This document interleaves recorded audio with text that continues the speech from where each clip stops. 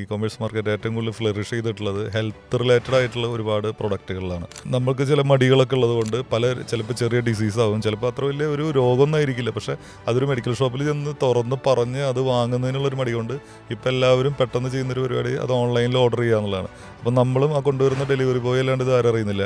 Delivery ബോയെ സംബന്ധിച്ച് ഇത് pack ചെയ്തുകൊണ്ട് അവനും അറിയാൻ പോകുന്നില്ല. അപ്പോൾ അത്തരം കാര്യങ്ങൾ ആ രീതിയിൽ മുന്നോട്ട് പോകുമ്പോൾ ഇതിൻ്റെയൊക്കെ ഒരു ആധികാരികത, ഇതിലിപ്പോൾ എന്തെങ്കിലും ഒരു പ്രോബ്ലം വന്നു കഴിഞ്ഞാൽ അല്ലെങ്കിൽ അത് വേറെ രീതിയിൽ ഇവരെ ചൂഷണം ചെയ്യുന്നുണ്ടോ, ക്ലയൻറ്റിനെ അല്ലെങ്കിൽ കസ്റ്റമറെ ചൂഷണം ചെയ്യുന്നുണ്ടോ, അത്തരം ഒരുപാട് സംശയങ്ങളുണ്ട്. സെക്ഷൽ വെൽനെസ് എന്നുള്ള മാർക്കറ്റ് വളരെ വലിയൊരു മാർക്കറ്റാണ്. കസ്റ്റമറിൻ്റെ മലയാളത്തിൽ പറയുന്നത് ചളിപ്പനെ എക്സ്പ്ലോയിറ്റ് ചെയ്യുന്നൊരു മാർക്കറ്റാണ്.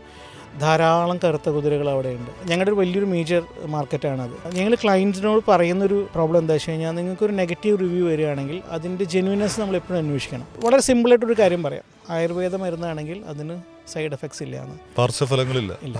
പാർശ്വഫലങ്ങളില്ലെങ്കിൽ ആ മരുന്ന് വർക്ക് ചെയ്യണമില്ല.